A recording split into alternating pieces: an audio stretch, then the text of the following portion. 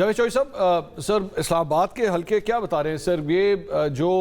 तैनाती अगर होने जा रही है जिस तरह आमिर भाई भी बता रहे हैं, तो क्या इससे पाकिस्तान तहरीक इंसाफ की मुश्किलात में इजाफा होगा या आपके ख्याल में अचकज़ई साहब के जरिए मुश्किलात कुछ कम भी हो सकती हैं? देखिए, अचकज़ई साहब को दो शख्स हैं जो अपोजिशन लीडर बनाना चाहते हैं। एक का नाम इमरान खान है और इमरान खान साहब ने ही इनका नाम पेश किया था। पार्टी ने बहुत रजिस्ट किया था। पार्टी का ख्याल ये था कि पार्टी के अंदर से किसी शख्स की तैनाती होनी चाहिए। जब हम बाहर से इंपोर्ट करेंगे अपने लिए अपोजिशन लीडर, तो वो अल्टीमेटली हमारा बयानिया कैरी नहीं कर सकेगा, वो हमें रिलीफ नहीं दिलवा सकेगा और इससे पार्टी की जो अपना स्ट्रक्चर है वो भी डैमेज होगा पूरी तरह। और जो दूसरे साहब हैं वो मियां नवाज शरीफ साहब हैं। मियां नवाज शरीफ साहब ने इनके हक में बाकायदा कन्विंस किया प्राइम मिनिस्टर को, और प्राइम मिनिस्टर को कहा है कि ठीक है जी, महमूद खान अचकज़ई साहब अगर अपोजिशन लीडर बनते हैं तो हमारे लिए बड़े इज्जत की बात है, एजाज़ की बात है, क्योंकि महमूद खान अचकज़ई साहब बहुत पुराने पार्लियामेंटेरियन हैं और उनकी बहुत ज़्यादा खिदमात हैं जमहूरियत के लिए, तो उनको अपोजिशन लीडर बना देना चाहिए। इसमें कोई हर्ज नहीं है और वो एक ख़ास लेवल है जिससे आगे वो कभी भी इमरान खान साहब के लिए नहीं जाएंगे।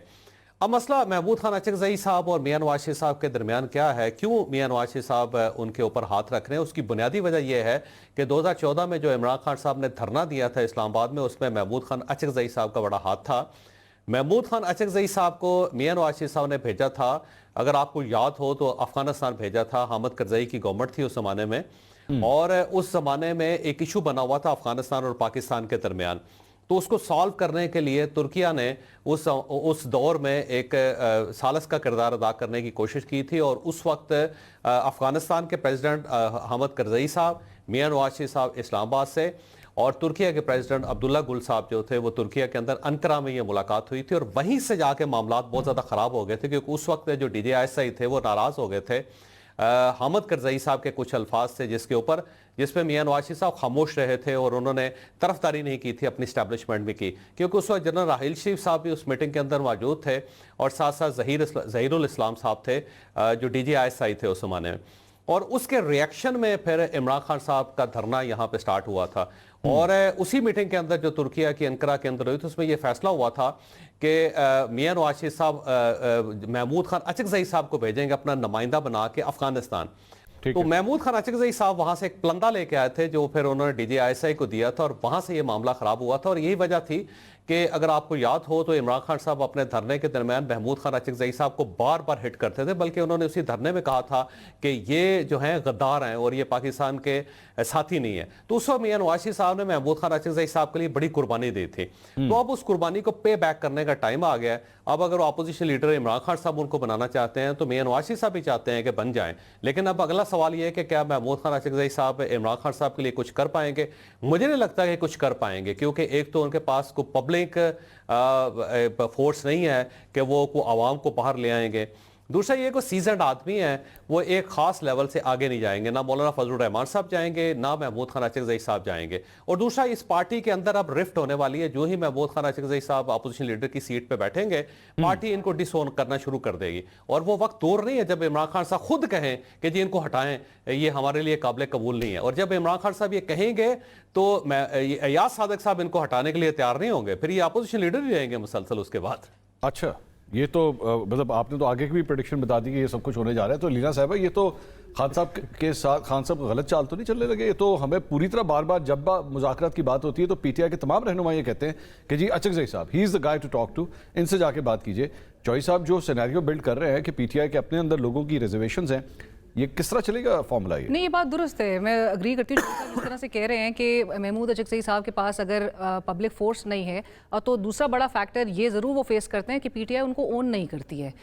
उनके हवाले से हुकूमत के आपको काफ़ी वज़रा ये कहते हुए भी आप सुनाई दे रहे हैं बरबला के PTI तो खुद आके उन रिजर्वेशंस का इजहार करती थी अचकज़ई साहब के नाम से मुताल्लिक कि अपोजिशन लीडर इनको बनाया जा रहा है, हमारी पार्टी में सुनी नहीं जाएगी। और शदीद तहफ़्फ़ुज़ात इस हद तक थे इमरान खान साहब के इस फैसले में। इमरान खान साहब कब उनके अगेंस्ट होते हैं ये नहीं कुछ कहा जा सकता, क्योंकि इमरान खान साहब ने अपनी पार्टी के ऊपर अचकज़ई साहब को ज़रूर तरजीह दी है। सो PTI ओन नहीं करती अचकज़ई साहब को, और इसकी एक मिसाल हमें तब भी नज़र आती है जब मुज़ाकरात की, जब PTI से बात करो